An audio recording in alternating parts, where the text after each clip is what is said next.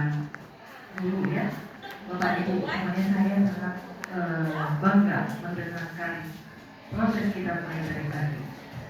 Dari Bapak Ibu guru yang paparan, dari orang tua yang luar biasa yang bisa langsung merefleksikan ya apa sih PN ini. Nah yang terjadi ini saya lihat Pak Indra, pembelajaran mendalam. Pembelajaran mendalam itu tidak akan pernah dalam, terus akan mencari kedalamannya, sedalam-dalamnya. Benar ya? Seperti yang dikatakan. Pintar ibu ini Kalau milik saya menggambarkan, kalau kita ingat dulu film Titanic, hancur kapal itu karena apa? Apakah gunung es yang di atas itu? Bukan. Itu kan 100%, yang di bawah 95%. Kedalaman pembelajaran mendalam itu harus sampai ke sana. Kenapa tadi Pak Kadis di Kalimantan bisa eksis? Karena dia sudah punya kedalaman yang dalam sana. Itu dari mana? Growth mindset yang menjadi fondasi pembelajaran mendalam. Growth mindset apa itu Bapak Ibu? Daya tahan. Orang Batak jauh, mau ke Papua jadi kepala dinas, mau ke Amerika pun jadi, pasti jadi di sana. Itu sebenarnya orang Batak growth mindset. Saya lihat semua Bapak Ibu yang bicara semua ini punya kelebihan. Saya merinding mendengarnya.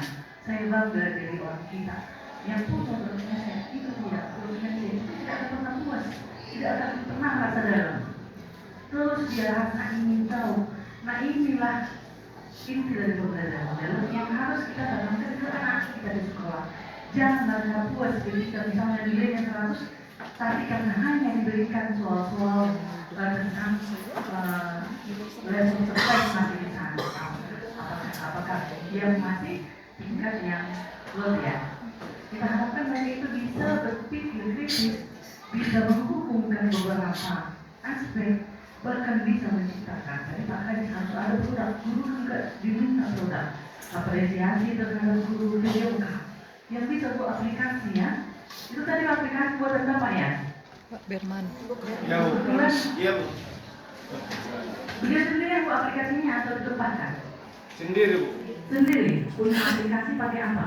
Aplikasinya? Dibuat di kantor.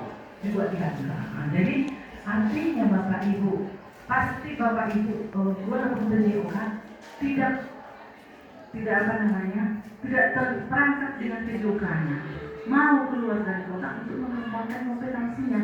Makanya tadi di awal saya sampaikan bahwa peningkatan kompetensi terbaik itu di mana? Di hati kita. Jadilah kita guru yang hidup, kepala sekolah yang hidup. Kita semua masih hidup kan? Iya Bu. Apa kita yang hidup?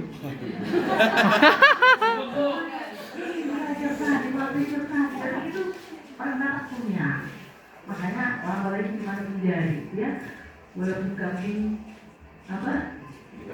Iya, kalau kawan pasti. Kalau pulang kampung kan, kita udah pulang kampung. Dulu yang ngomong itu nih. Iya. Dua sudah hebat di luar. Dan jadi Bapak Ibu, saya sangat tertarik dari Ibu matematika tadi, yang begitu kritis. Itu kan masih matematika sederhana. Coba yang dalam lagi. Saya ingin baca. Jadi saya belajar dari Bapak Ibu di sini. Siapa tadi yang menyampaikan kita harus belajar dari murid? Iya. Kita itu harus punya keterampilan belajar. Murid itu pun sumber belajar bagi kita. Guru itu harus menjadi pembelajar seumur hidup. Dan siapa dari anak-anak? Jadi bukan hanya guru yang sumber belajar, anak-anaknya juga. Kami juga BPJTK ini sebenarnya sedikit yang mengenal kami. Yang banyak itu siapa Bapak Ibu di sana. Makanya kami belajar dari Bapak Ibu. Ya, kami ajak Bapak Ibu untuk bagaimana kita mengembangkan program-program yang memang bisa dilakukan di lapangan. Nah sebenarnya saya tidak mau bermuatan karena Bapak Ibu sudah saling memuatkan saya di sini. Karena banyak sekali pengalamannya dan benar saya itu dari mana dari guru tua itu. Guru tua. Iya, karena saya juga produk guru tua karena saya sudah tua. Kan produk guru yang sudah tua tadi ya. Kalau zaman dulu itu memang yang luar biasa. Jadi pembelajaran dari benar tidak hal yang baru Bapak Ibu, bukan hal yang baru.